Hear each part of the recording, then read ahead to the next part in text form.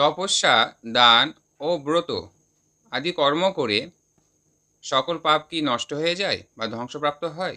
আসুন সুখদেব গোস্বামী কি বলেছে সেটা আমি আজকে আপনাদের সামনে প্রমাণ সহকারে তুলে ধরছি। রেফারেন্সটা বলে দিচ্ছি কোথায় আছে এটা। শ্রী শ্রী ভক্তি রসামৃত সিন্ধু, শ্রীরূপ গোস্বামীর লেখা, 6 গোস্বামীর মধ্যে 1 গোস্বামী। আসুন এখানে তিনি কি বলেছেন সেটা আমি আপনাদের সামনে তুলে ধরছি। সুখদেব গোস্বামীর মুখাশ্রিত বাণী, সংস্কৃত শ্লোকটি দেওয়া থাকবে, আপনারা দেখে নেবেন।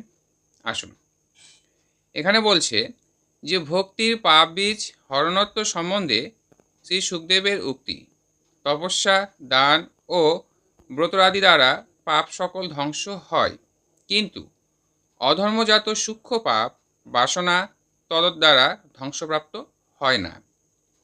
ভগবৎ পাদপদ্ম সেবা অর্থাৎ ভক্তি দ্বারায় মাত্রই তাহা পাপ বাসনা ধ্বংসপ্রাপ্ত হয়।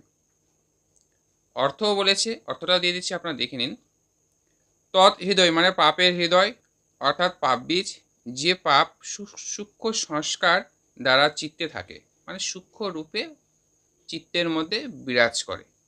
তাহলে এখানে আমরা স্পষ্ট পাচ্ছি রূপ গোস্বামীর লিখনীতে ভক্তি রসামৃত সিন্ধু সেই গ্রন্থে পেজ নাম্বার 10, সেখানে তিনি বলছেন যে দান, ব্রত এবং তপস্যার দ্বারা পাপ মানে ধ্বংস হয়, কিন্তু কিন্তু এখানের মধ্যে ফেলেছে কি কারণে, যেগুলো হচ্ছে অধর্মজাত সূক্ষ্ম কর্ম, অন্য অহিত করা বা এক কথায়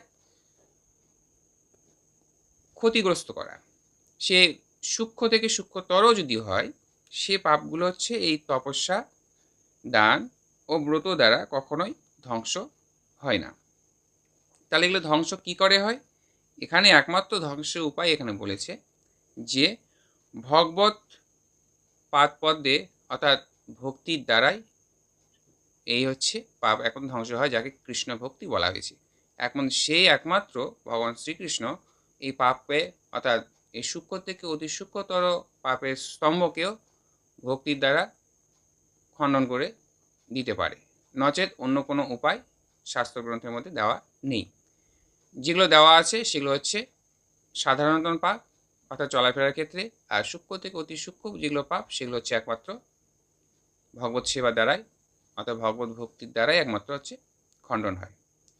তো এটা হচ্ছে সুখদেব গোস্বামী অর্থাৎ ব্যাসদেবের পুত্র সুখদেব গোস্বামীর উক্তি, এবং ভক্তি রসামৃত সিন্ধু শ্রীরূপ গোস্বামীর লিখনীতে বর্ণন করা আছে, পেজ নাম্বার হচ্ছে 10।